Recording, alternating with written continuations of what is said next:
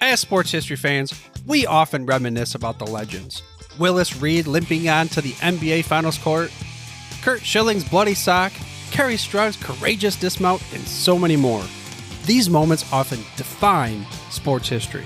But what about the countless injuries that did not become legends, or careers that were derailed due to inadequate care? That's where this episode's sponsor comes in. Introducing to you, ILP Sports Consultants, your trusted sports injury partner, available 24/7. Brian Maelli at ILP Sports Consultants has over 20 years of experience in the orthopedic and sports medicine industry, and he has worked with athletes across the gamut, from youth to amateurs, professionals, in almost every sport played in the United States of America, accommodating athletes at every stage of their career. This adaptability ensures that ILP services are perfectly tailored to your skill level, no matter where you are in your athletic journey. With ILP, you are in control. Choose the steps that matter most to you. Diagnosis, treatment plan, recovery, or the whole journey. ILP services are tailored to your unique needs. Rushing for care is a common pitfall, leading to future problems. ILP Sports Consultants helps you make the right decisions, ensuring that you receive timely and safe care. And here's a bonus. Brian hosts the Injured List podcast, sharing insights and athlete stories you won't want to miss. Whether you're a concerned parent or grandparent, or an athlete yourself seeking guidance, ILP Sports Consultants is your beacon of hope in sports injury management. Visit ilpsports.com today. That's the letters ilpsports.com. ILP Sports Consultants, where your well-being is the priority and your recovery is the mission. Choose ILP Sports Consultants for a healthier sports journey, helping you get back in the game the smart way.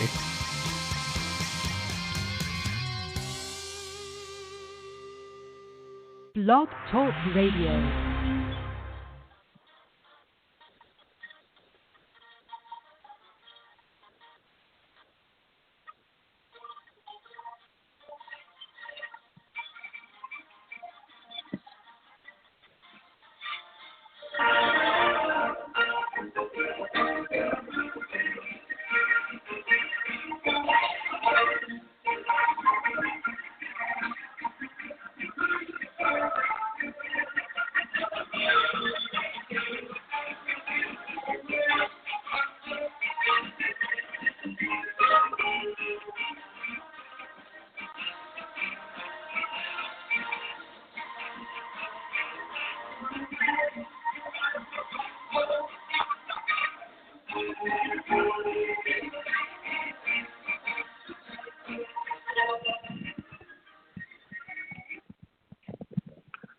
Tonight we'll go back in time to seasons past, when 22 men graced the rugged fields of yesterday, fighting for one more first down, one more yard gain, and one final score, which would bring victory after 60 minutes of battle on the gridiron. Tonight we'll explore the world of Gridiron Greats. Welcome to Gridiron Greats Football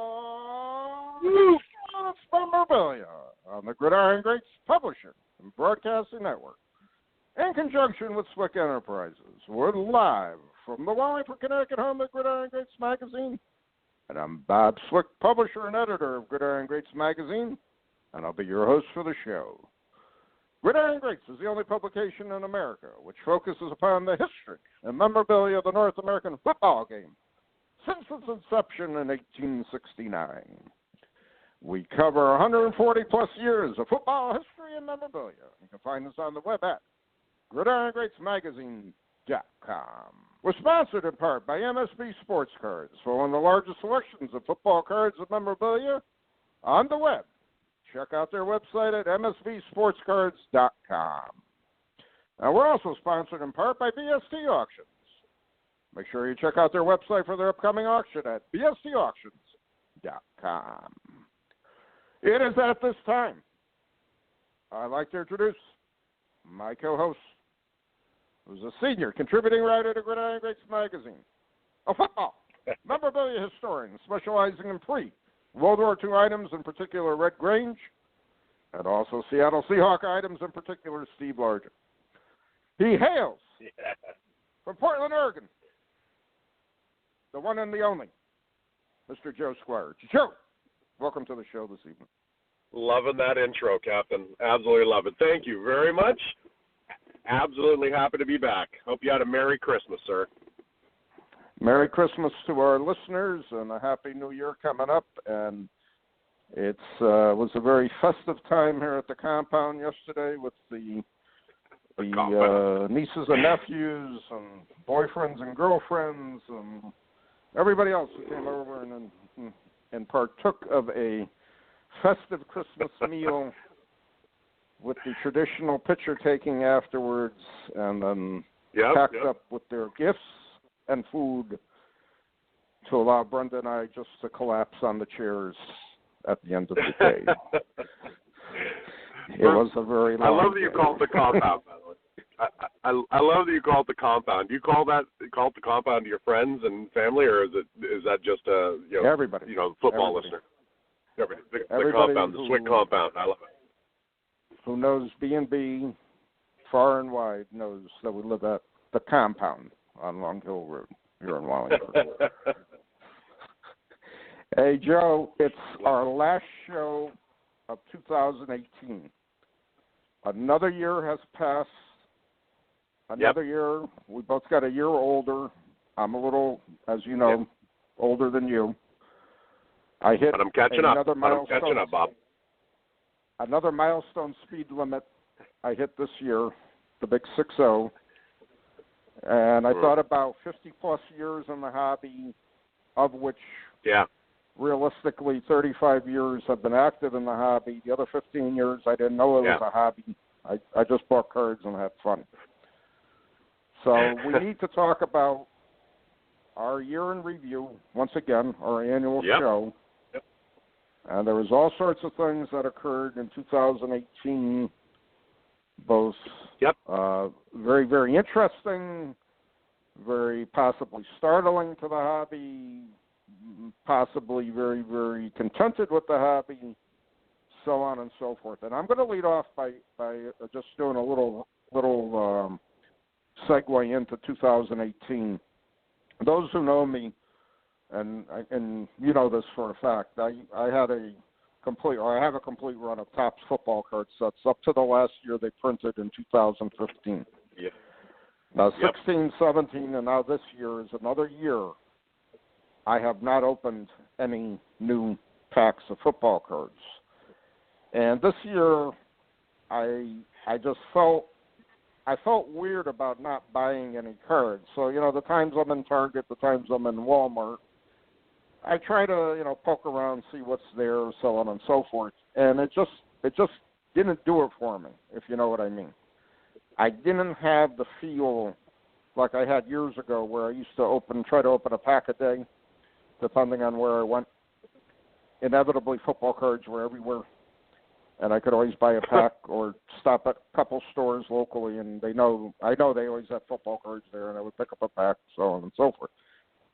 But that ended. That's ended now. Now it's the third year I haven't opened up any new football, and I'm okay with it. I really am. I'm comfortable with it. The only thing I've collected is the Packers Police 16, 17, and 18. Keep that run going. But I really have no inclination. I have no desire to just buy a box and break them. And even at the National this year, there were several new card dealers around me with the new wax boxes, so on and so forth. And I didn't feel like buying anything. So a segue into 2018. A segue into our new year. It's just it's not there for me. I don't know. Yeah. No, I haven't opened. I haven't bought anything. I bought some 2001 in about 2007. I bought the Mayo what they call it, the second generation Mayo set they did. What do they call it? The honorary set. I bought a couple boxes of that, and then I saved a couple boxes. I don't know. You're right. It's getting old. Get off my lawn kind of attitude. But I still, when I want to rip wax, I still go back to something from the 70s or 80s. Right. I have very fond memories of, I think it was Chicago National, or was it Baltimore, where I surprised you with a graded wax pack of 1968, or no, it was 65 Philly, wasn't it? 65 Philly. I still have that open in each card, individual penny sleeves, and the wrapper right next to it on my counter. But you opened it and you said this was rewrapped. Right. Right. And that was, the first inclination I had of resealed wax, where I'm like, oh my gosh, I mean, Bob's opened more 65 Philly than, most human beings on Earth. So you would know immediately. I mean, it's interesting, a graded wax pack, and, it was resealed. So, it opened the door to many, many discussions on unpure, resealed, rewrapped, resealed wax packs. Bad situation.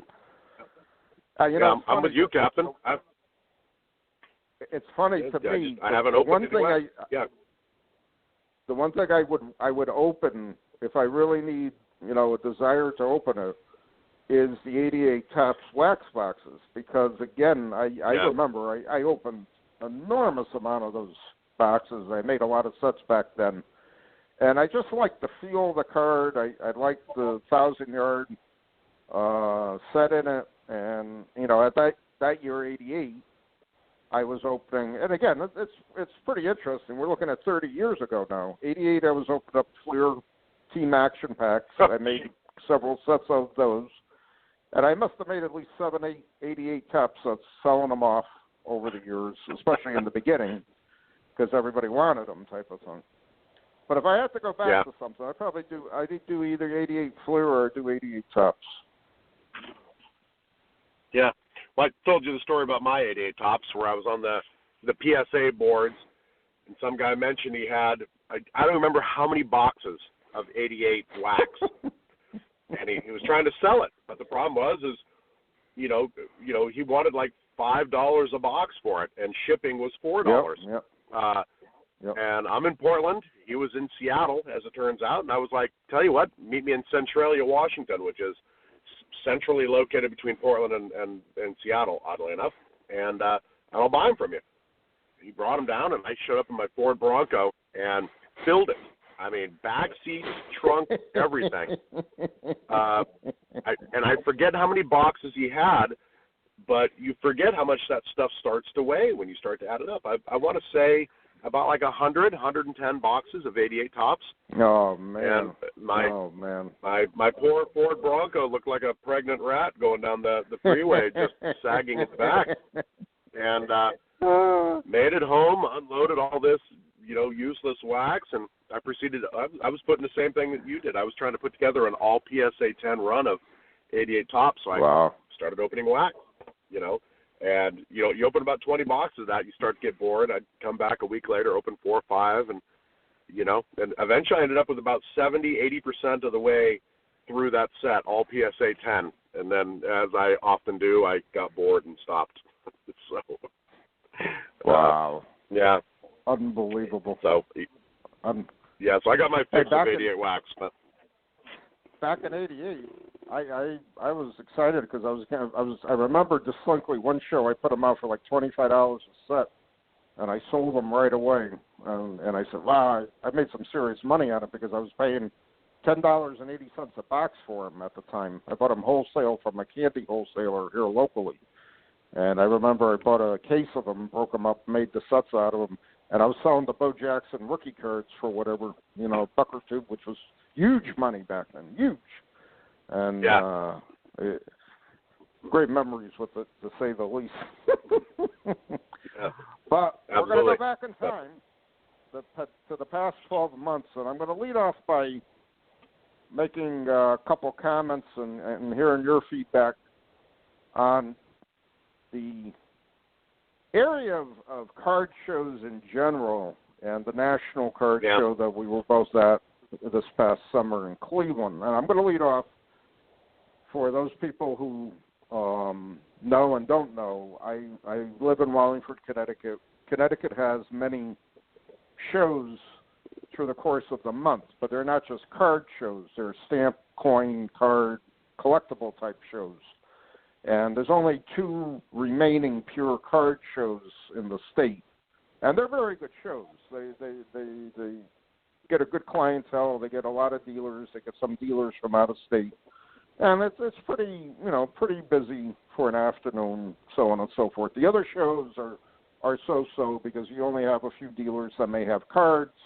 Most of them are, the other type of collectibles, so on and so forth. So as far as shows are going locally, I found it pretty interesting to see same clientele, same dealers, some same inventory.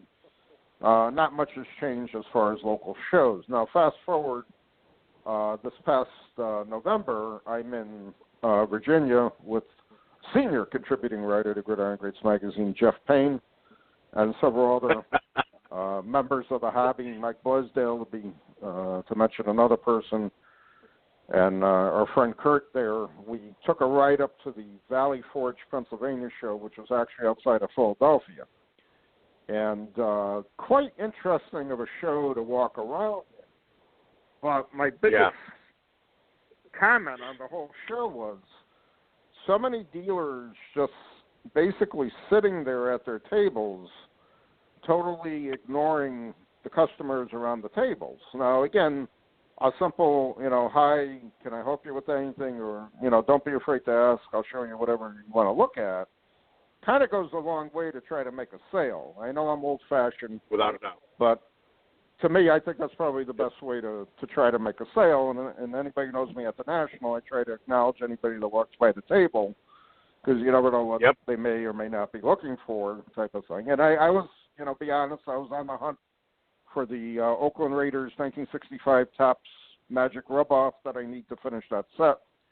Only one dealer had some of them. He did not have the Raiders one, however, so on and so forth.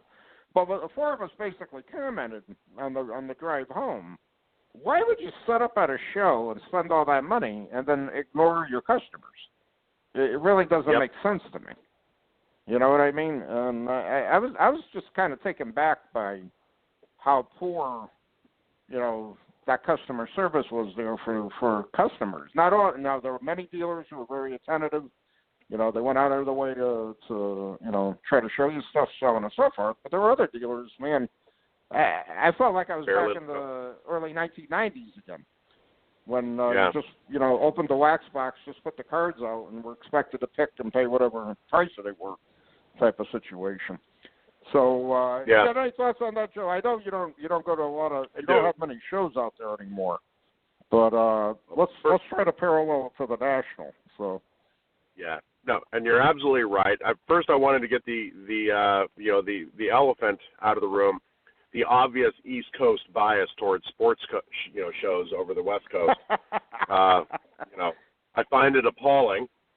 I mean, the local show that here in Portland that happens once a month, and they just dropped it to once a quarter, and it was basically in the hallways of a strip mall at here in Portland. Wow! And it was the same, like 9 dealers showing up with the beat up 48 leaf one car. I mean, I don't know, it was bad.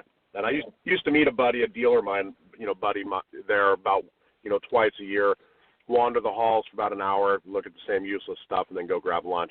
And then he'd bring me all the good stuff. And he was there just trying to buy collections and unopened wax. But I mean, the East Coast, obviously, higher population, better collections, more money. I mean, whatever you want to call it. There's way more shows, and I get it, but it doesn't mean I don't miss being able to go to shows. Seattle's got one, and they hold in a school once a year, and that's where I met Mike Blaisdell several years ago. He was set up there. But I've only been to that one 3 years, so but part of it's me. I need to go to those more, perhaps set up at one. Who knows? But yeah, I totally get it. People barely look up, people barely acknowledge you when you walk up, and maybe you had a question, maybe you wanted to look at something, and if somebody was there, maybe you'd look at it. But if somebody's not, and you have a hard time getting their attention, you just move on. Right. On the flip side of that, if you're a dealer and all day long people ask, you to stand up, pull a card out, they go, and then, $7 card, I can get that on eBay for $5, thanks. And they walk off, I would imagine that's a little disheartening. So right. I can't put myself in their shoes, but it's funny. One guy, one dealer who was set up at the Philly show there, the Valley Forge show, everything the stuff I was looking at, he just gave me the going rate on eBay, and then he translated to his price. And I just find it fascinating because when I asked him, what do you want for this? What do you want for that? And I wasn't trying to nickel and dime the guy. I was just curious what he was asking for. And he had a 1961 the Dell Pro Football magazine that had the wallet pictures in it, the Fleer wallet pictures. Yeah. Oh yeah. And yep. it was in perfect shape. Fit. Yeah, yep. It was in perfect shape. The photos were intact in the magazine. The little toning on the pages wasn't that bad. So all I said to him, could I look at it? And then he started into the pitch. And he basically said, do you know how much this goes for on eBay? And I said, well, I haven't really checked it. I'm just looking at it right now. He said the lowest price you will find it on eBay is $400, and you'll have to pay shipping for it. So he says, I can sell this to you right now for $375. Okay. So I said, oh, well, that's, I wasn't trying to, negotiate anything or whatever. But I said, well, that's a fair price on it. And he says, tell me you can't get it on eBay. And he just kept going on and on about it. And I wanted to just say to him, why don't you just let eBay go? And you got people with ready cash here. Why don't you just see how you could approach it if you really want to sell it, rather than compare it to eBay? Maybe a lot of the people here are tired of eBay, and they actually want to, physically pick up something and buy something. You know what I mean? It just amazed me listening to this guy. And everything he had, basically I had the eBay price and his price on it. And it was at the point I felt sorry for the guy. I just wanted to buy something from him. But then I said, nah, I just, there's nothing there I really want. You know what I mean? And I just couldn't do it. Well, we had a good chuckle on that story driving home. Obviously, he didn't recognize you, being, the ambassador of football. So perhaps next year we need a cape and a crown or something like that, or maybe just a T-shirt. Or about Jeff and Mike Blaisdell walking ahead of you and throwing 88 tops on the ground like rose petals in front of royalty, just kind of sprinkling the ground so that your feet never touch. I did have my Gridiron Greats polo shirt on with our logo, so he could have recognized it, but he just glanced at it briefly and went right into eBay. But I was just so astounded listening to the guy. I really felt bad for him. Yeah. I really did. Really felt bad for him. Well, at some point we need two people, carrying a banner above you. So something like that. If we look at the National. The National. All right. Yeah. Saw a lot of different things. A lot of, we were both on the floor. You were more active than me because you got out. You weren't behind the table. So obviously, the National. But the I did have a lot of fun trying to get people to subscribe to Gridiron Greats. I do enjoy doing that. Just taking about half an hour and I know you do. Anybody wearing anything remotely football, it's like, excuse me, sir, have you heard of Gridiron Greats? I noticed you're wearing a Emmitt Smith jersey. So obviously you're a football fan. If you don't subscribe to Gridiron Greats, you may as well just take that jersey off because you're not really a football fan.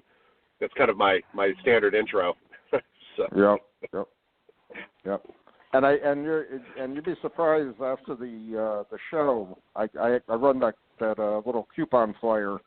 I get several of them in the mail, and they say I truly enjoyed your sidekick, whatever the guy's name was, trying to sell me the magazine. Oh, no way. There's my check for 1 year. Thank you, Joe Smith. Canton, Ohio. So I gotta show you. I gotta scan those and show them. You'll enjoy. enjoy looking at them. Well, again, going back to the National in Cleveland, I enjoyed thoroughly staying downtown, even though it was a pain in the neck to get to the show every day and get back home. Yeah. But at the same time, I was a little concerned that I kind of saw a lot of the same stuff I saw 4 years ago. Now, again, National was there in 2014. Chicago, National's been there quite a few times. I'm starting to see, and I hate to say this, I mean, going on 10, 11, 12 Nationals now, I'm starting to see a lot of the same stuff. Am I in the minority, or am I overlooking things, or what's going on here? Well, obviously, different people go to the National for different things. I mean, and you hear from the dealers, and most of the dealers will say, we go to the National, to set up, yes, but the majority of their business comes from collectors reaching out saying, I have a collection to sell. So, right. So most of the dealers are after meeting somebody, in the hotel lobby who's selling a collection or driving to their home. So I would agree with you. After about the fourth or fifth National being held at Chicago, or, 2 or 3 in a row being held there, I think it was 2 in a row, you pretty much saturated the market. Anybody who had a collection to sell has sold it, or maybe, there's a peak cutoff. There's a terminal velocity, or whatever you want to call it, where there's not as many going on, which reinforces the idea of a different city, perhaps. But I go there to meet friends, to hang out with friends and compadres, to have a few drinks, to get some good meals, hang out with people, and I might buy a few football cards. I was in Cleveland with my son, so we went to a baseball game. We walked the floor. I didn't get to walk the floor as much as usual, just because I had my son in town. He'd get bored. Right. Right. But I gotta say, we bought one thing, and that was a Lego set. I didn't buy much at the National, and it was mostly because I didn't really have anything I was after, and I probably made it through 70% of the floor, and what I saw, I wasn't interested in collecting. And it's interesting. I'm looking forward to Chicago. It's a great layout. I love that venue, and it's close to everything. So, well, the big thing with Chicago is you're right across the street from the hotels and the restaurants. It's much easier if you fly into O'Hare or whatever it's called now.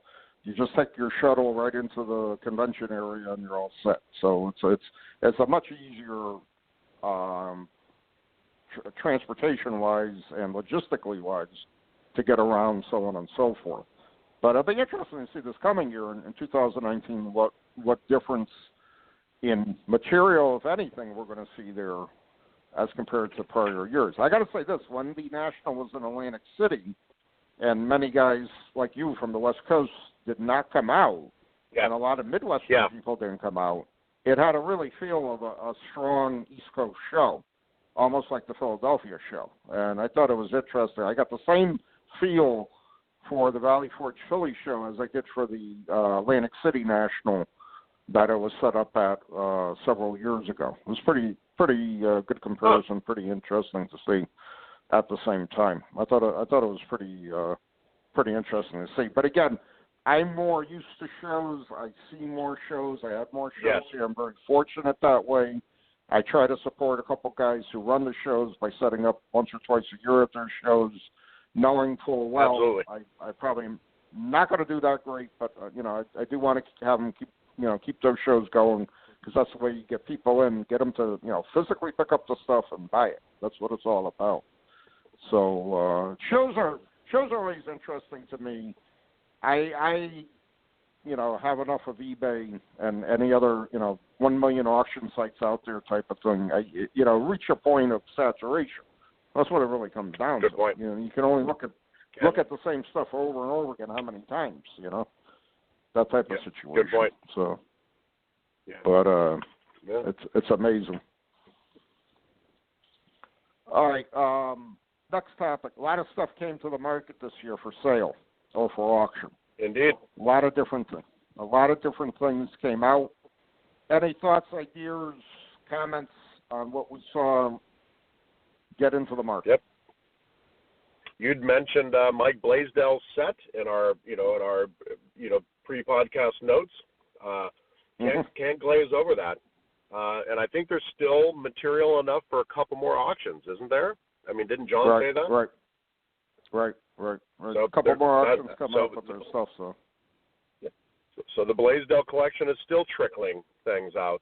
MSB's last auction, I mentioned, the very rare 1929 Rogers Pete Ken Strong. There was also, Rogers Pete, Red Grange in there. The 26, 26 1926 advertising piece for Red Grange. Right. Just some very rare stuff in there, and the prices reflected it. It's very cool to see very rare. I mean, by rare, we could almost define that as less than a population 5. I mean, how many of those Ken Strong Roger Petes are there? How many of the Red Grange ones? There's like 3 of them known to exist.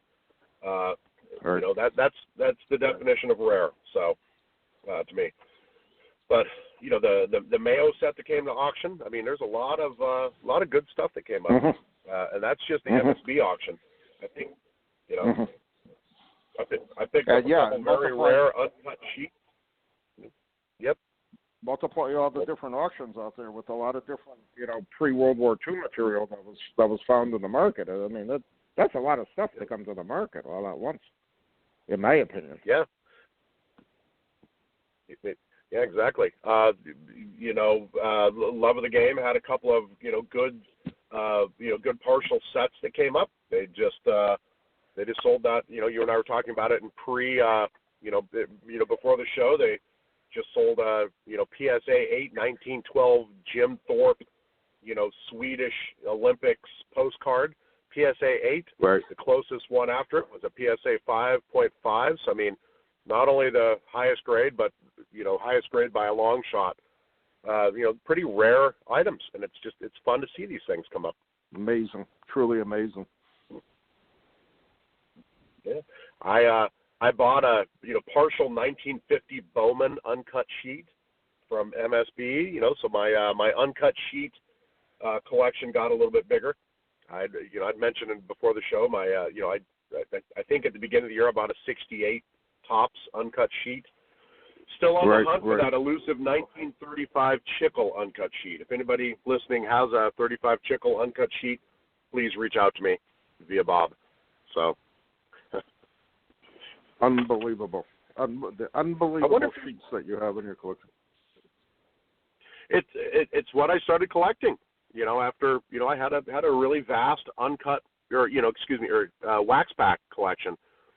I sold it off after just learning of so much resealing. And when you think about autographs and how bad the fake autograph thing is, and just I don't know, I've always loved uncut sheets, and it's really where I started migrating to, after about 4 or 5 years ago. Yeah, to me, it's still another, basically unfounded area of the hobby where a lot of people know virtually nothing about it, and it's truly amazing to see what's out in the market there, and in your case, you just got a true historical perspective of the print runs and the card sets on an uncut sheet. Truly amazing. Yep. Truly amazing. I envy that collection, to say the least. Oh, thank you. Coming from the captain, that's a huge compliment.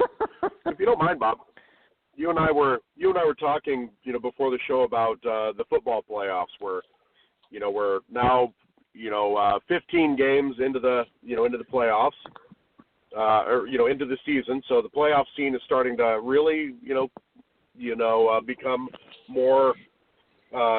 More solid. You can see where your teams are, what seed they're going to be, who's in, who's out, who's vying for top 10 draft place. And I don't like kicking the captain when he's down, but I don't know if you noticed your Packers are 6-8 right now. Yeah, I noticed it quite well. And yeah, there are several people. Yep. Several people reached out to me after McCarthy got canned, and I said I made 2 points. Number one, with the new general manager coming on this season, he should have been let go at the beginning of before the season started. I don't think it was a wise idea to let him go. Let him go when they let him go, because now you put Joe Philbin on the hot seat, and he's got very little. To me, there's so little talent on that team this year. It's not even funny. So I'm amazed that they're going to end up possibly being 1 or 2 games under 500. So I had no delusions of grandeur they were going to go anywhere this year. And Rodgers is a step off. I mean, he's just not. He just doesn't look strong like he used to. That's really reality now. Broke his clavicle early on in the season. But the Packers are number 3 in the NFC North behind the Bears, who are quietly very good at 11-4. I didn't know the Bears were that good, coming into the season, but they're right up there with the Rams and the Saints. Vikings, 8-6. But with the Pack basically being mathematically eliminated from the playoffs, and the Seahawks beating the mighty Kansas City Chiefs over the weekend, to go to 9-6 and to clinch a playoff berth. But the NFC looks pretty strong this year, so somebody's got to get bumped out in wild card, I guess. So fingers crossed, but who knows? Just it got me thinking, and you'd mentioned McCarthy, and got me thinking. I wonder how Bob feels about old Mike McCarthy. Is he up there as one of the greatest coaches, or does this last couple of years kind of taint it? A talent like Aaron Rodgers only comes along once in a while. I got mixed feelings about McCarthy, and I do give him the benefit of the doubt for the simple reason. Ted Thompson, in my opinion, the last few drafts he was involved in really didn't show a lot one way or the other. For whatever reason, they were fixated against free agency. So he really didn't have the talent, in my opinion, the last 4 years really to do much. And he did the best he could. But too many poor coaching decisions on the part of McCarthy basically get him in these last 2 seasons. And sometimes you see him on the sidelines, and he looks like the deer in the headlight type of look. What happened? I'm stunned. Now what do I do? Yeah. And is he listening to his assistant coaches? Is he listening to his headphones with them screaming at him? Do this, do this, do this, or is he just stunned by the whole thing? So he'll go down as a good coach. I don't think he'll be a legendary coach for the simple reason he only got one bowl, one victory in the bowl, in the Super Bowl, and he ran it up quite a bit several seasons, but he couldn't win the big game, and that's going to be his legacy in the long run, I think. That's exactly what got me thinking. I mean, you take a guy like Aaron Rodgers, just a talent, and to get one ring with Aaron Rodgers is almost a shame, But it got me thinking. Right. So I looked back at some of the coaches. Lombardi, 122 games coached, went 89-29. Mike Holmgren, 112 games coached. I didn't know it was that few. 75-37, 0.67. Right. Mike McCarthy, 204 games coached. Almost as much as Lombardi and Holmgren combined. 125-77, 0.618. But one Super Bowl ring in there. If your team wins a Super Bowl a decade, you're doing really, really good. Who was a better? And that got me into this round's Bob Swick quiz, which was who was your better coach in your mind, Mike Holmgren or Mike McCarthy? Which was the better Mike? In my opinion, Holmgren, because he made better decisions, tougher decisions to get the Packers over the top. I think McCarthy second-guessed himself too many times with regards to the decisions he made. And I've watched him really make bad decisions. The Cardinals game that cost him his job, was just utterly ridiculous as far as I'm concerned. I felt like I was watching a junior college team out there, not the Green Bay Packers. You know what I mean? Holmgren was pretty is bad. a better coach. Yeah. All right, which leads me to question number 2. Who's the better coach? Mike Holmgren under the Packers or Mike Holmgren as the Seattle Seahawks great coach? Oof, won a Super Bowl with each team. I say he did an excellent job with the Seahawks, but I think his heart was always with the Packers to a certain degree because he had Favre. But at the same time, with the Seahawks, he basically, he had the pedigree of a winner, and he was able to take it, to Seattle and do the same thing. And that's the sign of an excellent coach. You know what I mean? So I will be prejudiced and say, as a Packers coach rather than a Seahawks coach. And obviously you would say Seahawks over Packers. So that's a loaded question one way or the other. So yeah, and I apologize. Let me clarify that he won a Super Bowl with the Packers. He took the Seahawks to the Super Bowl in 2005. Right. The great referee gate, Super Bowl where the referees were on the TV more than the players. Everybody stood around the water cooler that Monday talking about how bad the officiating was, which is how you want a game to end. Okay. Yeah. The next question. So again, to get to the Super Bowl, it's not an easy task. I mean, so it's huge. He's done it. He was there 3 times, so that's pretty good. I can't can't argue with that. Yeah, somebody for Christmas got me a Seattle Seahawks NFC champion sweatshirt that year, or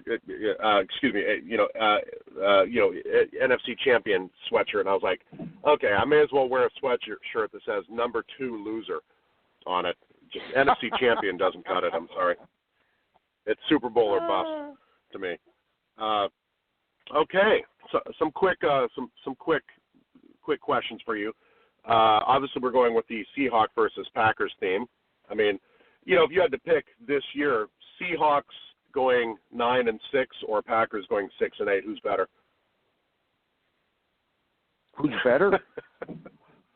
You're actually asking that question? I think I had to start off with a Seahawks question. Okay. All right. Cheeseheads or 12th man? Cheeseheads or 12th man, Captain? That's tough. Cheeseheads all the way. So it takes guts to wear a cheesehead. But when you're at Lambeau Field with 70,000 other cheeseheads, it's very simplistic to wear one. So not a problem. Yep, easy.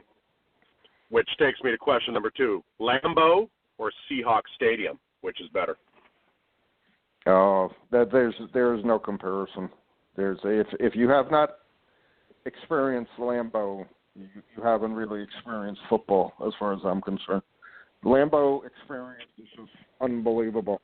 And the one thing, the first time Brenda and I went to Lambeau, I gotta throw this out. After the game, we drove to Fuzzy Thurston's Bar and Grill, which is outside of Green Bay. Fuzzy sets up every game when he was alive. And for those people that know, Fuzzy lost his voice box, so he's using a larynx to talk through.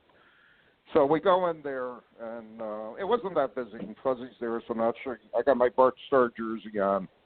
Brenda has her jersey on. And he says, "Where are you guys from?" And we said, "Wallingford, Connecticut." And he grabbed my shoulder and he shook me. And he said, "Packer fans are everywhere." He says, "I'm so happy you're from Connecticut and you came here." And it was just so cool. And I got a beautiful picture of him and me. He's got his arm around me showing all the Super Bowl rings. And it's just such the coolest picture. But to me, no comparison. Obviously I'll get out to Seattle one day and see a game, but I know I'm prejudiced toward Lambeau, to say the least. Got to say, Seahawks Stadium's beautiful and loud, but I would agree with you, nothing like Lambeau. I was half expecting to say Fuzzy grabbed you, shook your head, and said, "One of the greatest football minds in the world Bob Swick, the ambassador of football from Wallingford, Connecticut. No, he didn't say that. So he just asked where we were from. That was it. But he was such a nice guy, and the place was so cool because it was a real hole in the wall, and he had Packer fans everywhere, and he had a little back room where he used to set up. It was so cool. It was just a great experience. The other big thing I will mention, and I've said this before, I've never seen 70,000 people orderly walk out of a stadium, get in their cars, and drive away with no traffic jams, no accidents, nobody getting hit on the sidewalk, nobody driving up on the sidewalk to get around other people, so on and so forth. It was just amazing. Now, I'm used to the Meadowlands where it's every man, woman, and child for themselves leaving a game. And we're like an hour and a half from the stadium, but to get home it would be like 3.5 hours to get out of there type of situation. Yeah. It's just ridiculous. So, well, as you know, the Green Bay Packers started in 1921, and the Seahawks in 1976. So they're close. They're in their history, very very close. So let's go back in time to start. Exactly. Thank you. Let's go back. I always say, Seahawk history is like comparing American history to European history, where it's like, okay, there are buildings that are that were around before America was discovered in Italy. So let's go back to some historical quarterbacks through our team's time. So quick choice: Bart Starr or Jim Zorn? Who would you pick? I would say Starr.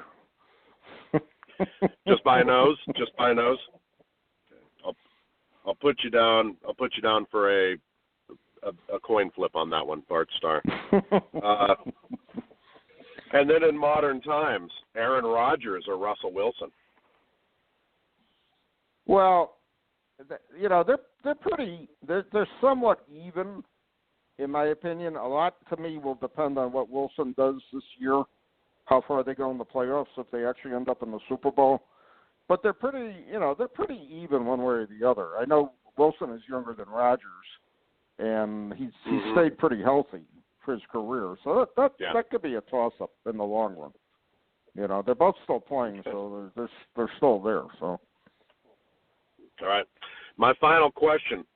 The Seahawks are known for they used to be known for the wave. Back in the Kingdom, we do the wave where we just, everybody, you know what I mean. And now we're known for the 12th man roar, where, we take pride in how many false starts we get on an offense. So the wave or the 12th man roar or the Lambeau leap, which is better? The leap.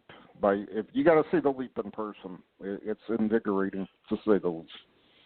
The wave to me is just too prefabricated. You know what I mean?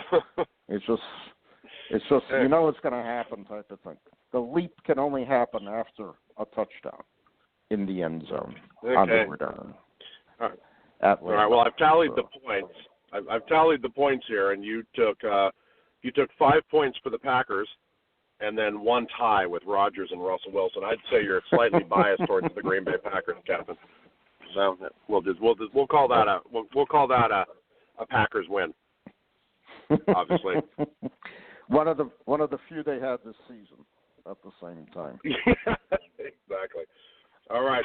Thank you for indulging me. Our year-end Captain Bob Swick, the ambassador of football quiz. And now we'll get back to our previously scheduled agenda for you, Captain. I like that Zorn versus Starr. That was a good one. I enjoyed that. It was just like somebody asked me the other. They asked me the other day what I thought about Don Horn as a quarterback, and they know that I'm friends with him on Facebook. He's got a pretty good Facebook page and stuff, and I've been communicating with him. And I said Don filled his niche when he had to. He was in the dark ages there. They needed a quarterback. Okay. He went out there and he played. That was it. And then they didn't have a lot of talent back then either, so it was tough. When I was looking some of the material up for this quiz, I'd forgotten. I knew Bart Starr was a quarterback or was the coach for the Packers. I just didn't know he'd coached that long. I mean, he was like 180 games or something like that. Yeah. I didn't realize he coached that long. I mean, amazing. Not a very good winning record, like sub 500, but you know. No, he had he had some bright spots, but he had mostly, again, very, very difficult ability to bring good players into Green Bay, and I think that was always his downfall. And remember, the biggest issue that happened is they got rid of Bart Starr to bring in Forrest Gregg as the new coach. Yep. And that was, unheard of.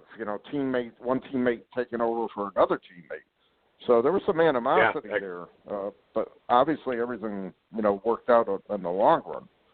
And sadly, both guys are not in the best shape right now. And it's just, it was very interesting. And again, Forrest Gregg, he was a much better coach with other teams than he was with the Packers. And, that's just the one loss. I'm sure you watched I'm sure you watched the Vince Lombardi, biography. I think HBO had it like 4 or 5 years ago. Yeah. But what stunned me is, well, it didn't stun me how distant he was from his kids, because with that kind of greatness, obviously with great strength comes an opposing weakness. And to be that focused and be that diligent means you're lacking somewhere else.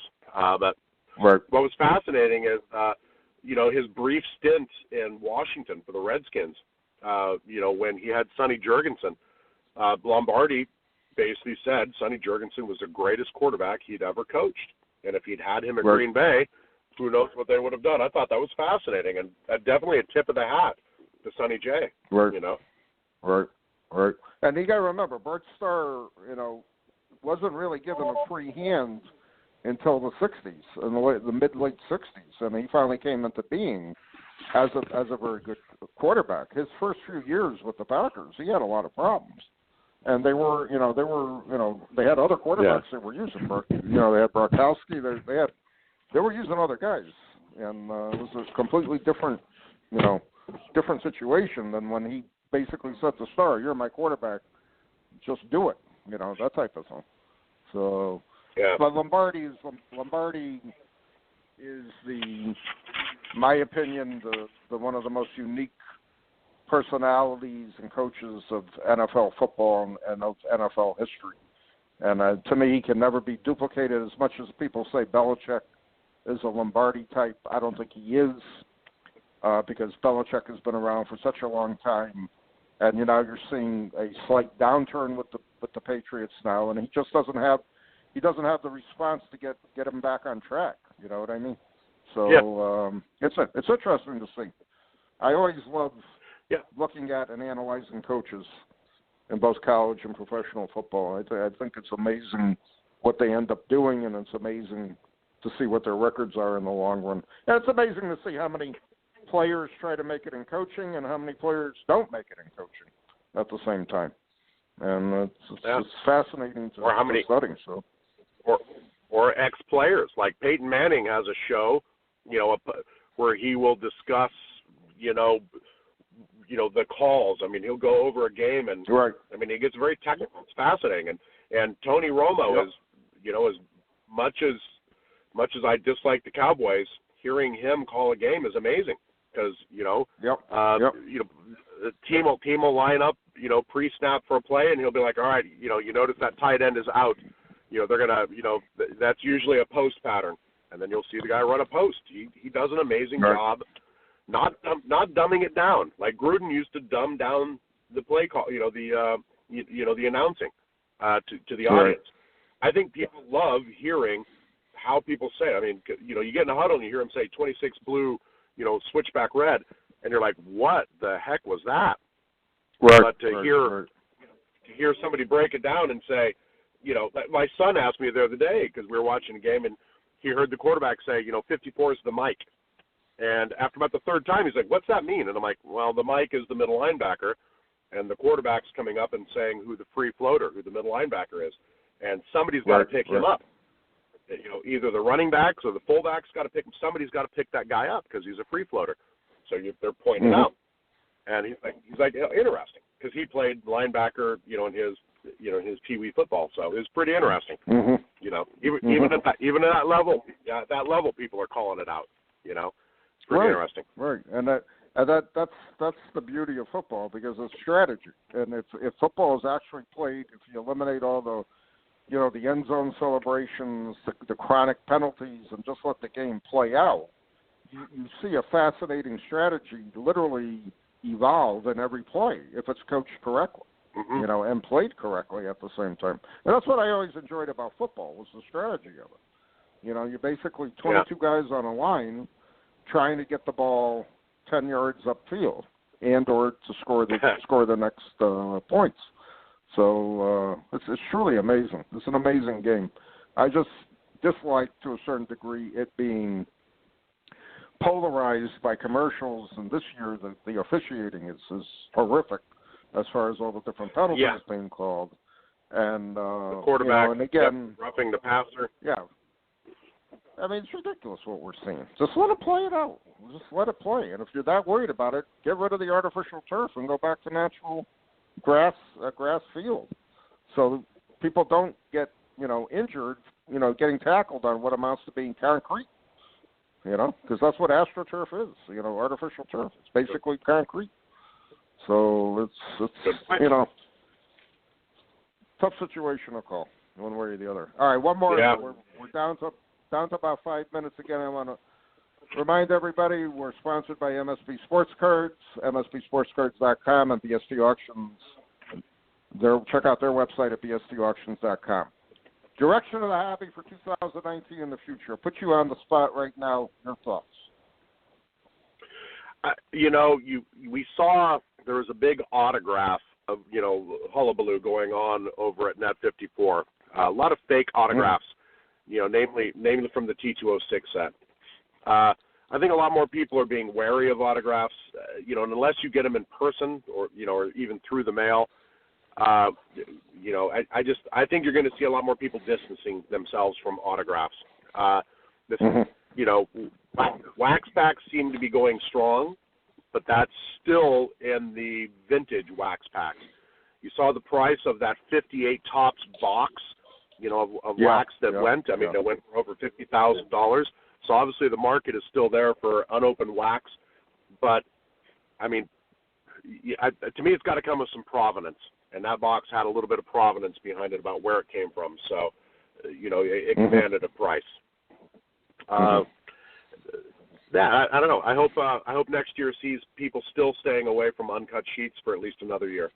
So that when that 35 chickle uncut sheet comes to market, I can pick it up quietly and add it to my collection.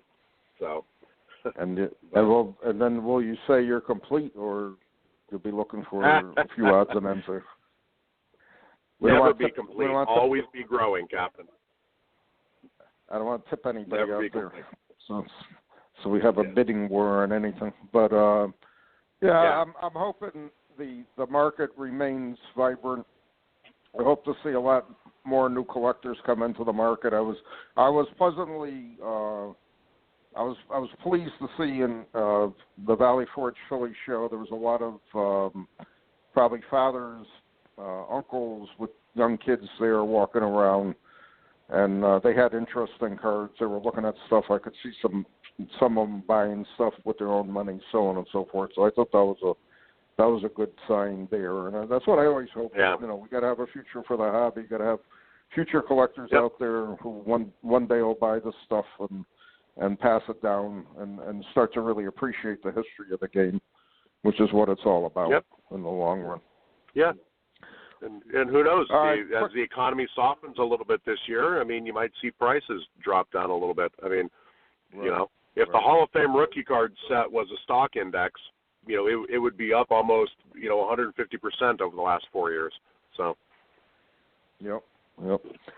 All right, wrapping it up, I have a very short piece I'd like to mention. I want to thank everyone involved with Gridiron Greats magazine and this podcast. I'd like to thank most of all the people involved in the writing, the advertising, the thought process, the ideas, the many conversations I have both on the phone, via email, with collectors, dealers, and people who write for the magazine. I'd like to thank Brenda for all she does with the magazine, laying it out, which she's doing right now, because our next issue will be out in the first week, a little later, about January 10th or so, in the mail.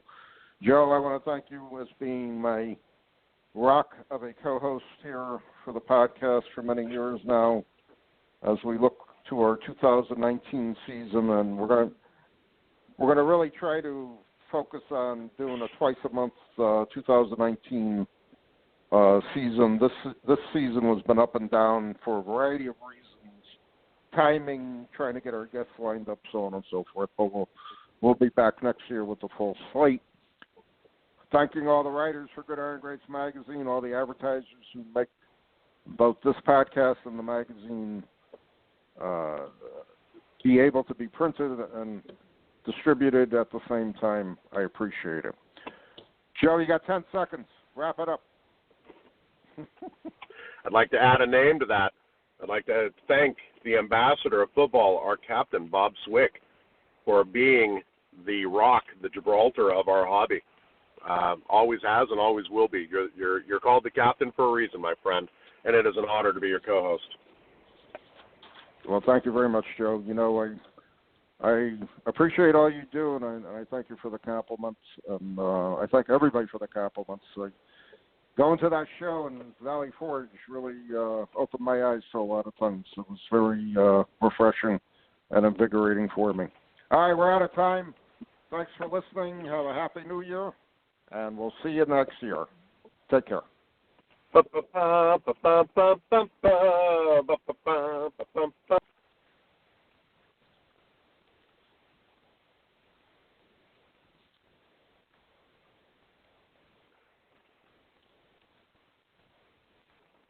Hey there, sports history fan. This is Arnie Chapman, aka the Football History Dude, and I wanted to thank you for stopping by to listen to another episode here on the Sports History Network. Our podcasters are passionate about uncovering and sharing sports stories from yesteryear. And if you didn't know it already, we have over 30 shows across the network covering all sorts of sports history topics. In fact, here's a glimpse into one of our awesome podcasts here on the network. Each week, the official Football Learning Academy podcast will take you deep into the history of pro football through interviews with players, coaches, or administrators in the NFL, as well as interviews with Pro Football Hall of Fame selectors, authors, and historians. You'll learn how the game evolved and important moments that shaped the sport into what it is today. And don't miss the Pro Football History Nugget of the Week. Listen to the official Football Learning Academy podcast on the Sports History Network. How about that? I bet you're super hyped to go listen to that new podcast, right? Well, to learn about this show and all the other podcasts on the network, head over to sportshistorynetwork.com/podcast. Again, that's sportshistorynetwork.com/podcast. Head over there today to find your next favorite sports history podcast.